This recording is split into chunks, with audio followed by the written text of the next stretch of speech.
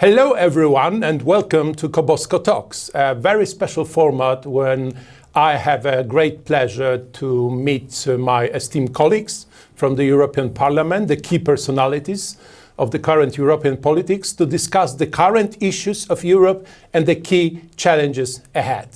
Today I have a very special guest in my program. This is Urmas Paet from Estonia. Urmas, great to have you. Hello. Thank you for your interest. To have me. That's my great pleasure to have you here. Urmas Paet is an Estonian member of European Parliament, representing the Reform Party within the Renew Europe family. He served as Estonia's Minister of Foreign Affairs from 2005 to 2014, gaining extensive experience in European foreign, security and defense policies. In the Parliament, he is a Vice Chair of the Committee on Foreign Affairs and a member of the Subcommittee on Human Rights.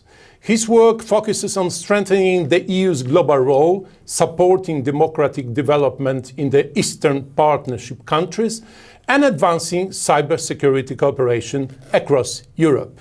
Urmas, lots of issues, lots of things happening now. Obviously, Estonia is very visible, not only because of you, but also because of Kaja Kallas, your colleague, I understand, the former Prime Minister, who's now the, let's say, the Foreign Minister of Europe. And if you could start with a very easy question, how do you think she's doing as a high rep of the European Union? Because it's a really tough job nowadays. Of course, I agree that it is a very tough job because expectations and what you actually can deliver are very often not very well balanced. You also mentioned that she's sort of European Union foreign minister, but well, in fact, it's not completely true.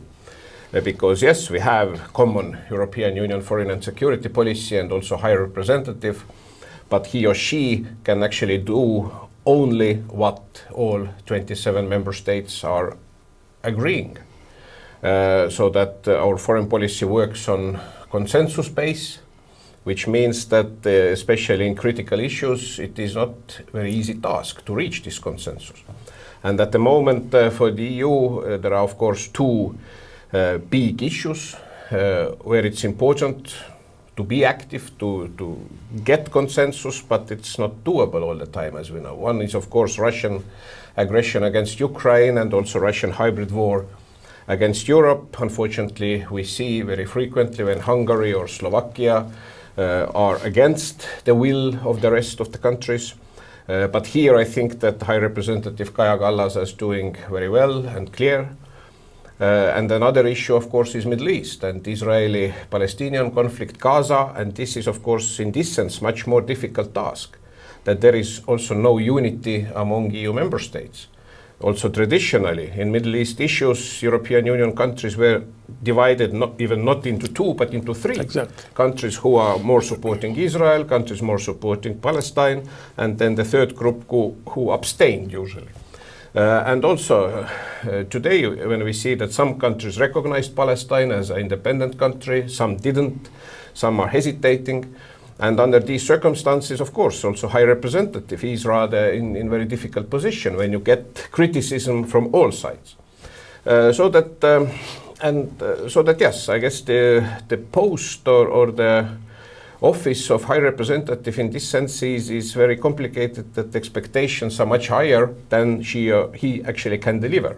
And the same was also the issue with previous High Representatives, although at that time were not so strong and sharp issues, like today is the war in Ukraine or conflict in Gaza.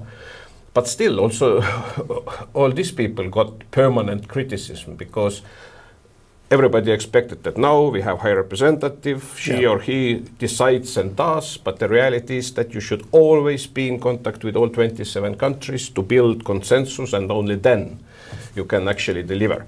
So that I guess in this sense the days are different. In some days I guess the position looks stronger, but well, especially I guess with these Palestinian and Gaza issues, it's complicated. Right. So fingers crossed for Kaja in her job. Of course, it's not only for her, because in final end it's up to us in Europe how we manage and which is European Union's role in international affairs, which is our sphere of positive impact toward those conflicts and so on. But it's of course High Representative is important, but still it's important that our 27 member states can reach substantial, I would stress, substantial consensus. Look, our political family, we recently visited Estonia. You were a fantastic host during our trip to Estonia. I had a fantastic group. We have been visiting Tallinn. We were also present in the border town of Narva. And I believe that for many of our colleagues, specifically those coming from the western part of Europe, this visit was kind of an eye-opener, I would say, because they understand much more than they did before. That's my feeling. But what are your takeaways from this visit, having our political group in Estonia and helping them better understand what's really going on? Mm. Well, yes, this actually was the goal, to invite you, dear colleagues, also to visit Estonia and also to see with your own eyes, physically, actually where Europe starts and how close Russia actually is. So that we were on the river of Narva, which is border river between European Union and Russia, Estonia and Russia. So that I guess this kind of personal experience always helps. One is theoretically here in Brussels or Strasbourg to prepare resolutions about gathering or protecting better our eastern border. But still, for many of our colleagues coming maybe from Western or Southern Europe, it is sort of theoretical exercise. Yeah, far and distant. Yes, yeah. So that, but of course it applies also vice versa. When we here discuss that, well, for instance, there is risk of illegal immigration to our southern allies, southern European countries, then also lots of politicians from northern or eastern Europe, they never been there. They never saw the situation on the ground. So that in this sense it works both ways. So that yes, I think that in this sense the visit was important, that lots of our colleagues got also personal experience. They saw how the border guard of European Union, of our eastern border functions, how close is Russia, what it actually means when we speak that, well, there are, I don't know, drones flying or there are risks also on a daily basis. The border side. Yeah. So that, yeah, they got sort of physical impression in this regard. And I guess it helps also in their work today and future when they have to prepare and decide on European security issues. But what is really the atmosphere among the people in Estonia? Are you afraid that Russians might actually be coming to you? Because that's been like forever one of the key scenarios, that the war could start in Narva or in Estonia. I'm not wishing you this scenario to materialize, obviously, but do people fear the war right now? Or there's a kind of a war fatigue because it's already more than 3 years since the full-scale invasion of Russia towards Ukraine? On the one hand, of course, as long as war in Ukraine is ongoing, as long as the same political regime is in Moscow, then of course the element of high risk is there. And people admit it, people know it. But at the same time, well, we always have been in immediate neighborhood with Russia. So that if you look at Estonia's history, then yes, on the one hand, it is rather sad when we look during all the last hundreds of years what Russia did in Estonia, also, well, recent memories from Soviet regime and being occupied by the Soviet Union, so that people actually know what it means. And it also, in this sense, means that, yes, we don't want to see that it will, happen again.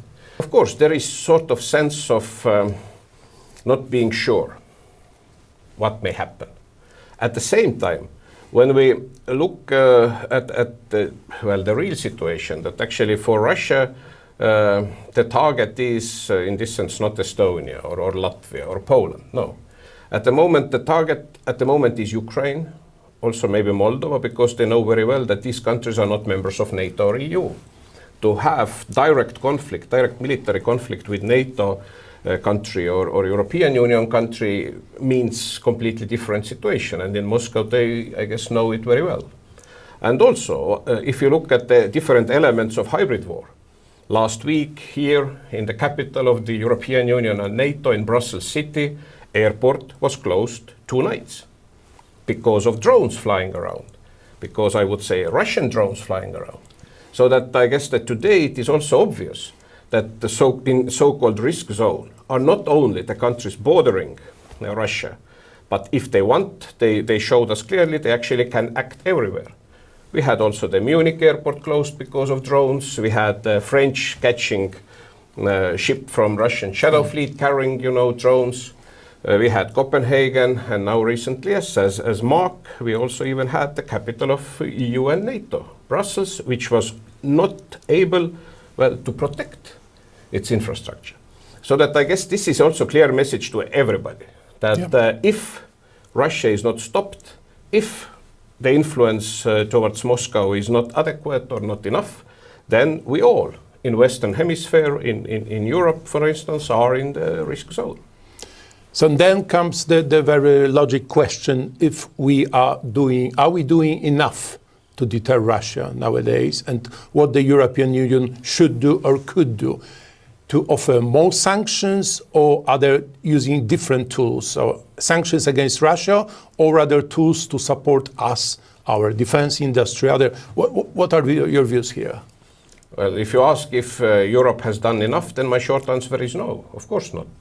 There are lots of real issues Europe didn't manage to even to start to do, because there is no consensus. I spoke earlier that for the European Union, well, foreign policy and security policy decision, it's always need for consensus. I mean, all 27 countries should be on board. We have now 19 sanctions packages against Russia, but still the influence is rather limited. And there are two reasons. One is that still, really the issues which have real impact to Russia are missing still, even from these 19 packages. For instance, lots of energy issues still, which brings lots of cash for Russia. We just heard that, well, even Trump and Americans said to Hungary, well, you can buy Russian gas still a year or more. But also in last sanctions package, even European Union itself decided that, well, all countries should stop agreements with Russia to buy LNG, for instance, only since 2027. Yep. So that's still 1 year and more to go. We have still banking issues where there are not enough sanctions yet. We have still the issue that third countries are assisting Russia to get around from the loopholes, yes, or bypassing all these sanctions. And one of the weaknesses is that at this stage, European Union is not adequately managing to do cooperation with the United States.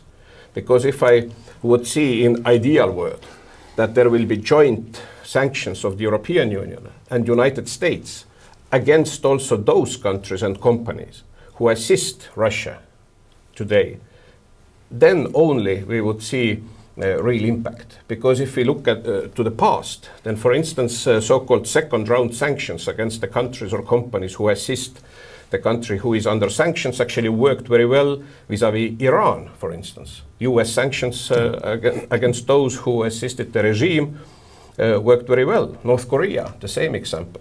But with Russia, we didn't manage to get this kind of agreements that we would have the sanctions which have real impact. This is one. Second, now we're already talking 3 years about frozen Russian assets and to use them to assist Ukraine. I'm very pessimistic about this. I don't see that it will happen because, well, at the moment, of course, Belgium is the country who is blocking because their own also direct interests. But to be fair, it's not only Belgium. At the moment, we see only Belgium because others who also don't like the idea, they are just, keeping silent because there is no need. But we already heard also again Slovakian Prime Minister that this is, for them not acceptable, and I'm sure that unfortunately there are also some other countries. So that another, weakness, and Russians see, of course, and calculate all of this. Then direct military assistance to Ukraine. Yeah. We didn't manage, again, with Americans that they would, offer assistance because today mostly the situation is that, well, Americans are giving weapons, but Europeans have to pay for it. Yeah.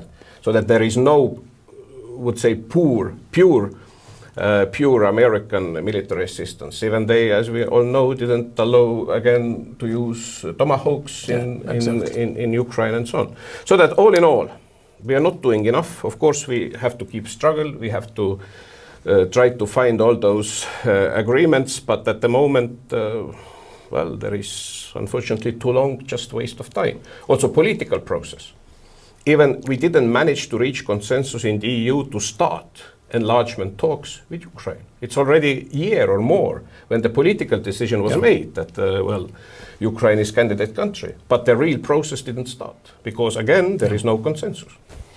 Unfortunately, I must say that we have still lots to do, and definitely we will keep pushing on Absolutely. on There is our no side. other way, but it's really, really sad to see that still there are too many politicians, too many also governments in Europe who just are sitting and waiting. I understand from human point of view, it is very human that you only start really to act if already something really bad happens. But I guess the goal should be that this really bad will not happen. Exactly, and already so many bad things happened in this front. Urmas, great. Thank you very much for being a guest in my program. Thank you for inviting, and all the best to also Poles and Polish people. Thank you. Thank you very much. All the best to Estonia. Thanks for watching Kobosko Talks. See you next time.